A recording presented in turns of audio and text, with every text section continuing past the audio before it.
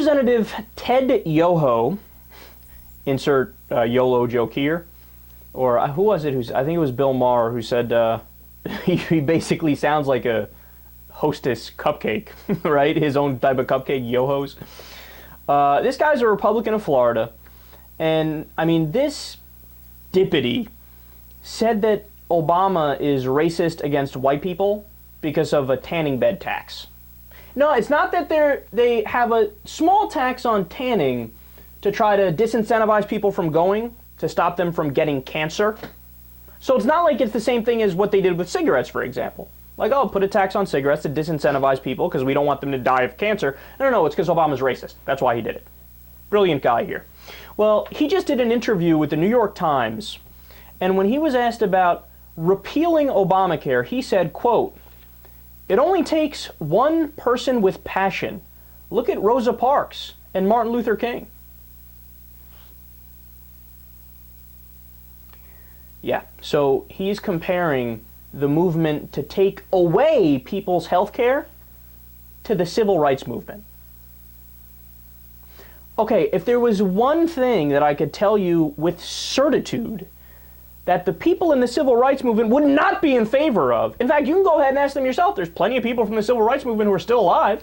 Go talk to them. Ask if that's something that they think makes sense to fight for. Would you like to leave millions of Americans uninsured? Yeah, here's what they're going to say. Fuck off. I mean, are you kidding me? And you want to talk about besmirching somebody's legacy? I mean, the only upside of this is everybody knows you're an idiot who's saying idiotic things, and obviously you don't speak for Rosa Parks or Martin Luther King Jr.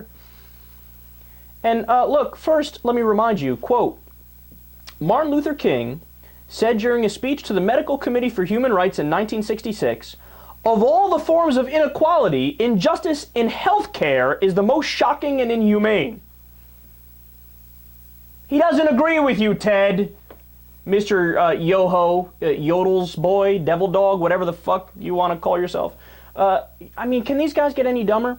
And let's remember some of the parts of Obamacare. I mean, one of the things is it bans pre-existing conditions. You think that's something Martin Luther King Jr. would be in favor of? No. Martin Luther King Jr. Would tell somebody who's already sick with emphysema, who lost their health coverage, who's going to a new healthcare company, let's say Aetna, and when Aetna says, "Sorry, you're too much of a risk for us to cover you," there you go. Try Humana down the street. And Humana says, "Yeah, sorry, you're going to cost too much. You're not profitable enough."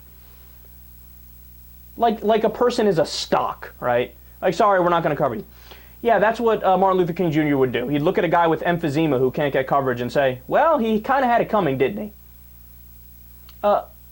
Obamacare bans lifetime caps.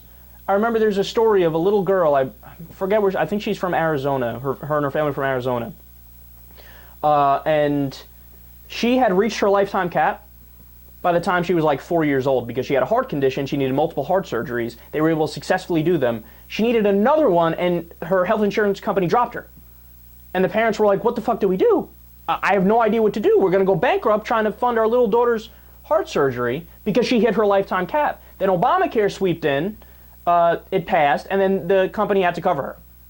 What would MLK say to the little girl?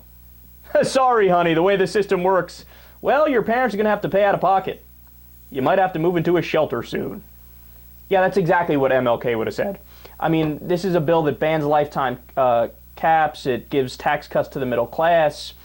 It covers more poor people with Medicaid and makes it so that the poverty line essentially goes up more so that they can cover more people who need the coverage.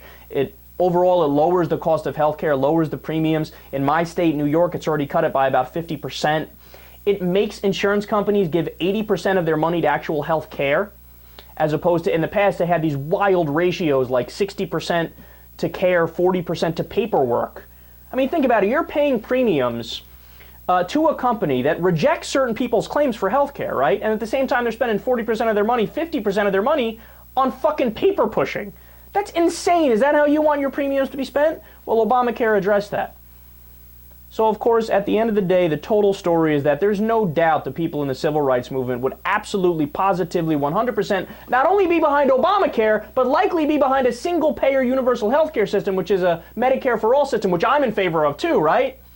But of course, since the Republicans, they have to be wrong about everything. They have to try to pretend like the great characters in the civil rights movement would be on their side. They wouldn't give you the time of day, son.